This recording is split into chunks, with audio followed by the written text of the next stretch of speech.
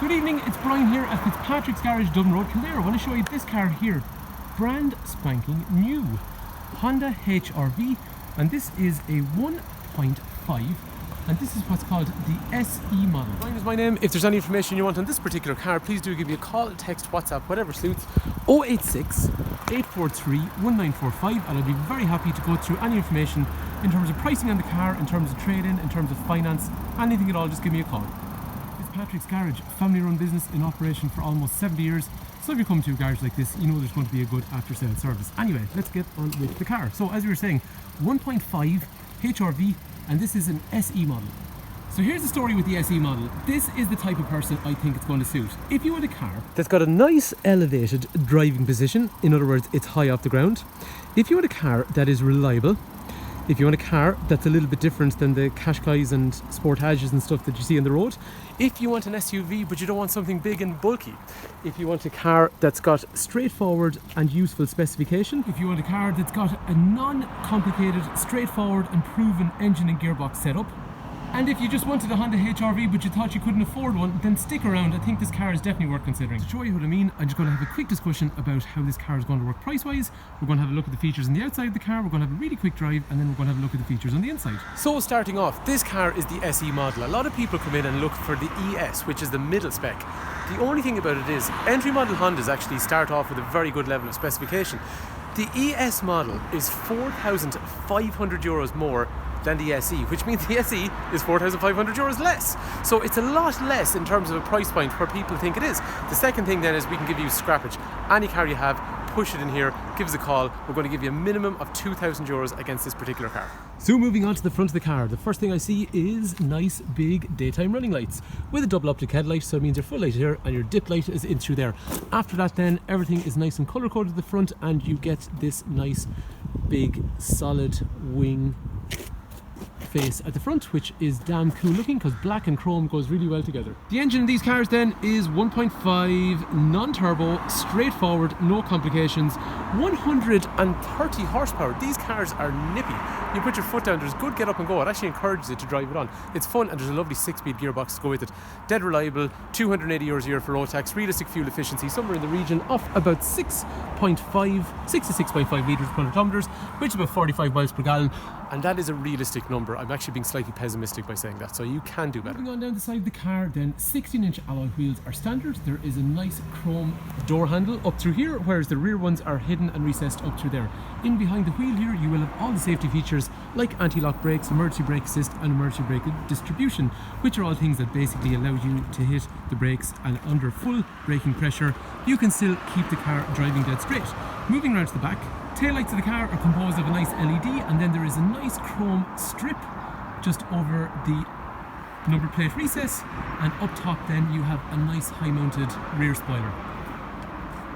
So how did they drive? This is somebody's brand new car at some stage in the near future, so I'm not going to drive it far because it is brand new, but just to give you an idea what it's like. The car is warmed up because I had it ticking over, so first gear, into second gear. There's really good feedback and power in these. Maybe I'm mad, but I always find the entry model in a car, because it's not kind of weighed down by stuff, they all just feel really nice and nimble to drive. I don't know why, they just do. Anyway, things that are occurring to me in this car, it's nice and high, I've got good visibility all the way around, the gearbox is sweet, and then all the other responses are quite nice, and it gets up to the gears really quick. Anyway, don't take my word for it, come try it yourself, and I'll be very surprised if you don't like it. What an evening. Anywho, let's continue. So, in terms of the boot, it's quite large on the inside, and then down underneath you can have a spare wheel fitted in through there, but it does come with Puncture Repair Kit.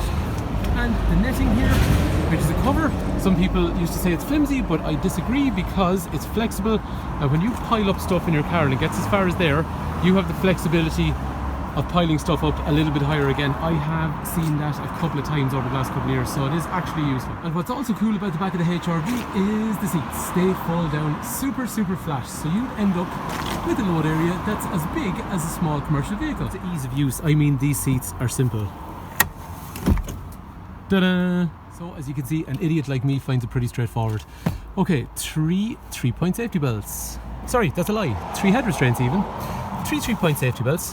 ISOFIX on this side and ISOFIX on the other side, so you can have 2 child seats across the back. In terms of the seats, we're still not finished because I can lift, I can lock, and now I've got a tall mode, and I can do that on both sides of the car, which means we have a extremely unusual and what is very useful tall mode. And just in case you're wondering about space in the back, just trying to get away from the sunlight. Okay, that's the amount of legroom I would have. Legroom is very good, and that seat is all the way back, by the way, all the way back. Nobody sits all the way back in the front seat. Headroom up through here as well, and then I've got nice LEDs up in the roof to light up the area in the back. So space in the back of these HRVs, really good. Features in the back, then there is a child lock back through here, there's an electric window over here, and after that then, like all the other doors, there's steel bars for side impact protection. Moving up into the front of the car. So as we get into the car, electrics for windows and mirrors over through here.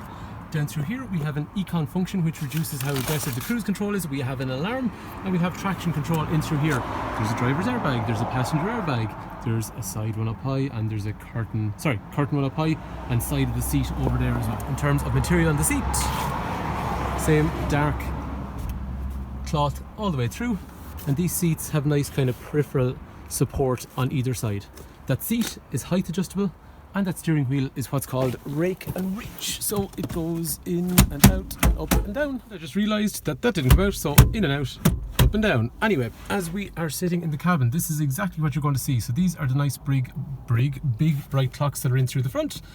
After that, then I'll show you how they work in a sec. Over to here is straightforward radio with Bluetooth, heating controls down through there, nice gear stick that we were talking about.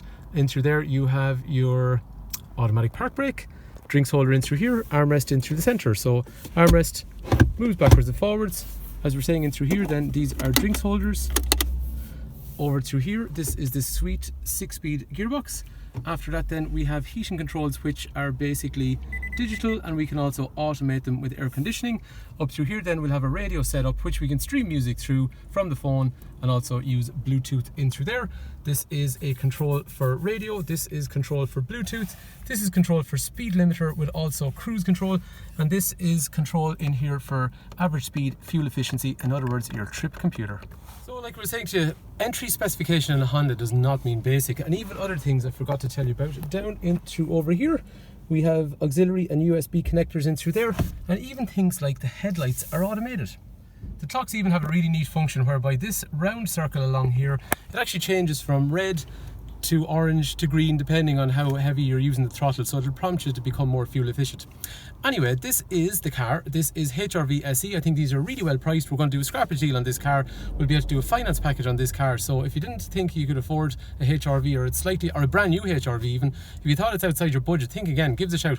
086 843 1945, Brian is my name. Call, text, WhatsApp, whatever suits. No matter where you are in the country, we can give you information over the phone, and even if you have a trade-in that's worth more than the scrappage, I'll be happy to go through that with you. So hopefully this HRV SEi-VTEC is of interest to you. Thanks for taking time to watch.